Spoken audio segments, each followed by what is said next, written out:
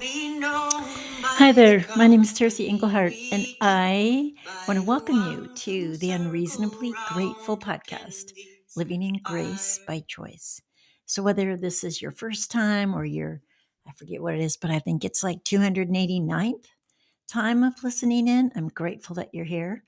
I believe we're journeying together, discovering more of who we were created to be, uncovering, so to speak, those divine qualities that are imbued in all of us, and letting those qualities rise to the surface so we can live from those qualities more naturally, as opposed to perhaps those learned ways of being that are oftentimes responses or reactions to wounds, hurts, disappointments, upsets, heartbreaks, those life experiences that have maybe made an impact on how we respond, how we show up, what we say, what we do, as opposed to how beautifully you are created and what an amazing being that you are, and beginning to live from that place. So that's what we're doing here, and I'm grateful that you've joined us.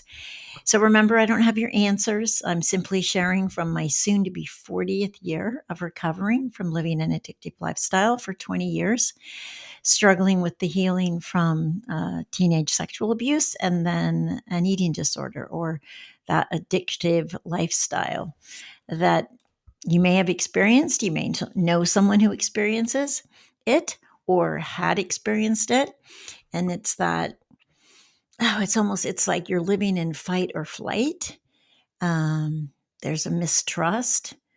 There's a lack of integrity, all those things that stop us from being actually present with the people that we love. Okay, so yeah, I'm grateful that you're here. Let's see here. This particular episode comes from my own personal experience in this last week, actually. So it's called Temptation, Conviction, and Connectedness. What do they have in common? So, yes, coming up on 40 years, and I still have the experience of temptation. And I struggle with it sometimes. It's like, gosh, what is this? Why is this here? So I find myself questioning it, which I think is a great thing because I'm not it, I'm questioning it. So it helps me have some space from it. And here's what I noticed is when the temptation is convicting, like it leaves you feeling less than, wounded, hurt, angry, disappointed, separate, small. That's the kind of conviction that diminishes you. And I'm saying that kind of temptation is from the dark side. That kind of temptation is designed to take you out, separate you, leave you alone, have you feel guilty, ashamed. Separate from God, separate from love. And so beginning to distinguish that. So the second thing word I mentioned was conviction. So I've also had the experience of when I'm doing some deep healing work, feeling convicted by a love source, convicted by God, convicted by whatever your spiritual journey includes, that experience of convicted but freed at the same time. When you can take responsibility for it, the conviction doesn't diminish you. It doesn't leave you in shame and guilt. It leaves you with a new opening, with a new sense of who you are. It's a healing, it's a salve. It still opens up a wound, just as temptation might.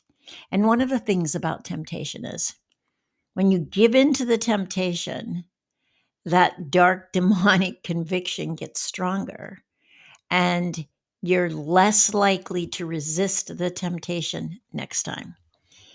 If you're able to step aside from it and resist it, that temptation will over time have less and less of a draw or an impact on you. Okay, you get that? So temptation comes, we will be tempted. And when you don't give into it, you'll heal. You'll begin to heal. So the conviction is actually healing. Yeah, sure. You were tempted. And that temptation probably ties back to an earlier time when you were also tempted and perhaps gave into it. But this time you're saying no to it, you're separate from it. And if you don't give into it, the power of that temptation over you diminishes. If you give into it, the next time that temptation arises, it's harder to resist it. So, and the conviction, when it's a temptation comes up and the conviction is for your growth, for your healing, for your development, there will be an opening. It won't be a shut door that leaves you in shame or grief or guilt or how horrible of a person you are or what a big mistake you made. No, it'll be an opening into the possibility of a healthier, more wholesome, more divine you. And that temptation will have less of a draw in the future. And then the last word in this title is connectedness. And I had this dream last night, and I was just showing how we are all so incredibly interconnected and how that relates to this experience of temptation and conviction is just like in the 12-step programs where people have a sponsor. Your healing is a part of other people's healings. You're not giving into a temptation. You're healing from conviction and stepping into a new opening is a collective healing as well, not just your personal healing. And there will be a time and a place, and maybe even a person or persons where you will become aware of that we're collectively doing the work to step more fully into who we are created to be.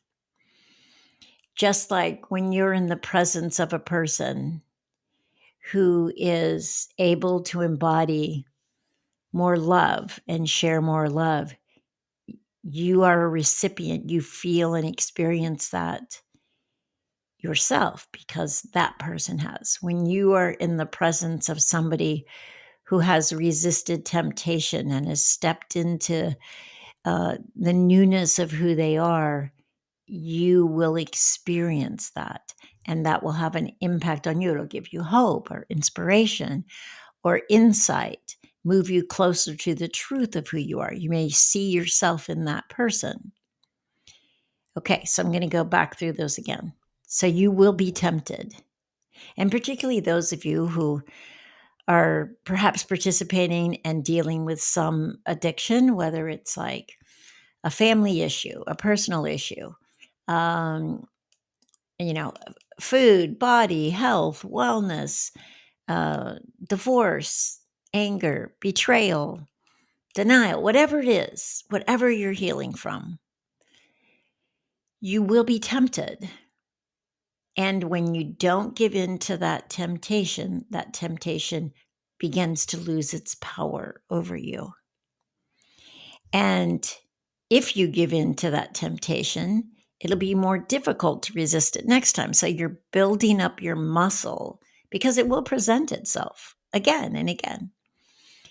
And if you feel convicted and that conviction leaves you feeling diminished or less than or separate, that's not the conviction of God. That's not the conviction of the higher power that's committed to you becoming more of who you are, of stepping more fully into yourself. That's not the conviction of that.